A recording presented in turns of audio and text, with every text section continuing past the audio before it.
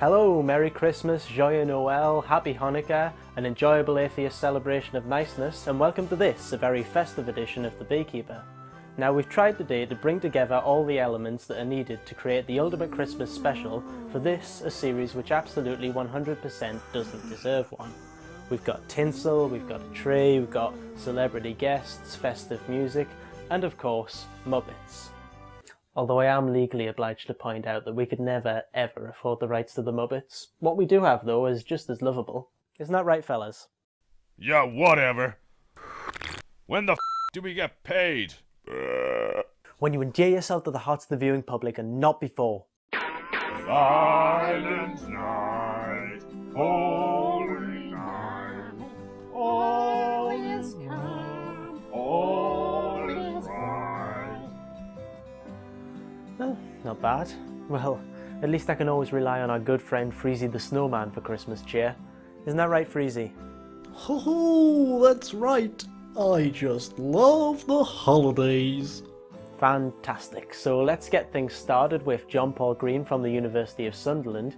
He had to explain why he thinks Christmas films are a vital part of our festive traditions. I think the Christmas films are part and parcel of Christmas. They are 2 hours of making us feel good about ourselves. It's about the triumph of the human spirit, and it only happens once a year. They are momentary spectacles in a rather dull year. They don't detract from Christmas, they are part of Christmas. I fully, love them. I think they're as much a part of Christmas as all the other kind of commercial or otherwise trappings of Christmas, like the turkey or the trimmings. They're an important part of that Christmas experience. I think the fact that a lot of the classic Christmas films originate from America does have an impact. I mean, they do spread that kind of American form of Christmas to the rest of the world. We don't necessarily follow it. I don't think we're trying to imitate It's a Wonderful Life or the feeling of It's a Wonderful Life. The American films themselves seem to draw from European iconography anyway, and they're just kind of refiguring it. I have no problem with American films. I think they've defined Christmas for the 20th and 21st century. And people bang on about kind of Santa Claus coming from Coca-Cola. That's absolutely fine. Every time I sit on Santa's knee, it doesn't make me want to swig from his bottle. So no, I haven't got a problem with that at all. I think It's a Wonderful Life. It owes as much to kind of those kind of expressionist traditions, particularly in Pottersville, and the imagery that's summoned up in Miracle on 34th Street of this Santa figure. It seems to me to kind of be drawn from European folklore, and those stories, these little fables, they're European, not American. I think, if anything, American Christmas films provide us with a script for how to do Christmas. It's a menu almost, and we can pick and choose which of those ingredients we throw into our own Christmas recipe, if I can kind of follow along that kind of analogy. And I think the very best American Christmas films make the very best kind of Christmases, from the ingredients. Kind of moving this on a little bit from the classic films of the 30s and 40s, I look to the Gremlins movie for my kind of image of Christmas. On one hand, Dante is subverting the kind of imagery of Christmas, but actually what he's showing is a very together community. It feels like that Christmas postcard. It's a comment, I suppose, of the artifice of Christmas. But I think if we start lamenting a kind of the loss of the real with Christmas, then we've lost any sense of Christmas anyway. Christmas is artifice. It's an unusual day in a very usual year. And I think we should embrace that rather than reject it. And I think Gremlins does that wonderfully. It subverts, but also celebrates at the same time. Part of my enjoyment of Christmas is putting on It's a Wonderful Life. It's one of those ingredients that you need on the day, along with the James Bond film. No one bangs on about that being a kind of English edition that has nothing to do with Christmas, yet we moan when it's not there. It's all part of the kind of popular cultural trappings of Christmas, films, books, the Christmas edition of the Radio Times. They have replaced perhaps the holly, the ivy, the Christmas pudding, if you will. They're all really important ingredients of Christmas, I think. I think it's safe to say that by now most of us know the true meaning of Christmas. Presents.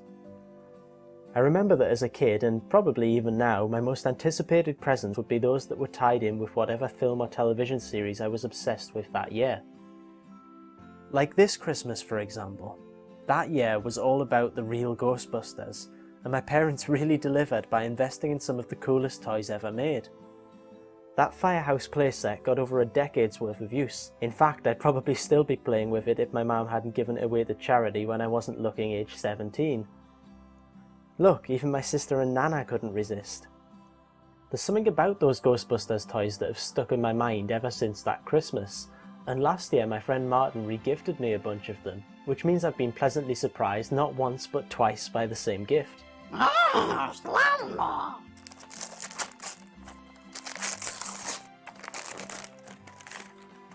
Oh, how did I know? Okay, so this particular view of Christmas might be a little bit commercialised for some, but I can't be alone in pining for movie product every year, can I?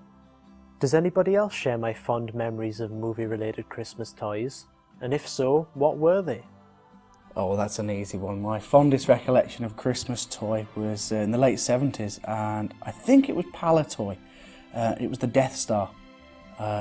I really set my sights on the Millennium Falcon, which I never got. It eluded me, still has, but it was the Death Star. It was the most amazing thing. I didn't even know there was a toy Death Star. So when I opened it on Christmas morning, I was just so excited. Obviously it took about 3 days to build the thing, but it had a trash compactor, it had mirrored surfaces. I just had hours and hours of fun, and I just remember setting it up in my front garden in Birmingham, and recreating Star Wars in Birmingham was the most wonderful thing. Yeah, so now we set up the Death Star in our front garden, and I used to go up to my bedroom and take photographs on this old little automatic from my bedroom, just so it looked like a film set, to kind of give a sense of space. There was this kind of half-domed cardboard cut-out Death Star, and I was convinced it was a kind of movie set. It was my kind of first foray, I suppose, into behind the scenes, yet all I was doing was taking still photographs on this obviously fake backdrop. Still, it would have impressed Lucas. I don't think since the Death Star any present has ever really lived up to it, because I was so excited and I wasn't expecting it. And so as you get older, you start making Christmas lists and you start getting a bit complacent, and there is that inevitable disappointment when you either get what you've asked for or you don't get what you've asked for. The Death Star was a genuine surprise, and it showed great thought on my parents' kind of behalf, really. They actually thought about what their son wanted, and I was massively into Star Wars. So no, my Dragon 32 computer maybe, but beyond that, no, the Death Star all the way. I just wish I had some Star Wars figures to have played with it, but never mind. Greetings, pop pickers. I have a tale of great woe and misery to bring to you, and ultimately triumph over adversity, so things aren't all bad. Christmas 1980, the ultimate must-have toy for any 8-year-old boy, as I was the Millennium Falcon, and I convinced myself that's what I was going to get for Christmas. I told my mum that was the only thing I really wanted, and I'd never been let down before. I'd always been very good at getting the presents for me that I was really very keen on, so I was convinced on Christmas morning it must be there. The Millennium Falcon would be waiting beneath the Christmas tree.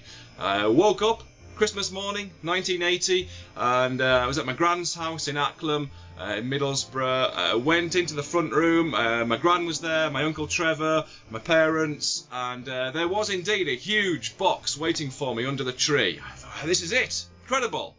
Finally going to own a Millennium Falcon. Opened all the smaller presents first to build an air of anticipation and excitement, and then got round to it and held this huge present in my tiny hands, tore off the wrapping paper, and there, waiting for me, was a dartboard. Not really what I was after. However, not the end of the story. Two great things came out of this. Firstly, I became a very good darts player at the age of 8, which I'm still rather proud of, and not bad at subtracting either, providing I could start with a number that wasn't any higher than 501. And secondly, 28 years later, in 2008. I wrote about this tale of Christmassy heartbreak in my book, Whiffle Lever to Full. Still available at very reasonable prices from all good booksellers. Very warmly received as well. And the publishers of the book, Hodder and Staunton, God bless them, were so entranced by this story of childhood misery and disappointment that at the book's launch at the Forbidden Planet shop on Shaftesbury Avenue in London town, right at the end of the launch, I had no idea it was going to happen, but lovely Heather Rainbow, hello, from the publishers, suddenly marched over to me with a huge box in her hands, and I knew exactly what was going to happen. Yes, indeed, ladies and gentlemen, the Millennium Falcon, a vintage 1980 Millennium Falcon, was finally mine, and a thing of great beauty it is as well. I'm so proud. Happy Christmas, everybody. She may not look much, but she's got it where it counts. How about you, Stephen? Milady, are you sure you're okay to fly Thunderbird too? Oh, Parker, shut up and get back down there where you belong, you filthy brute. Stephen. Hello. Favourite movie-related Christmas present? I don't have one, but this was the best present I was given. It's called Filmed in Super Marionation: A History of the Future. And it was written by Stephen Riviere, and it's really good. It's really good. Please buy it. Please buy it. Yeah, that'll be enough of that, thanks. Sorry you've had to sit through 2 plugs within the last 5 minutes. Seems everyone's got a book to sell at Christmas. Yeah, we'll be right back after these messages.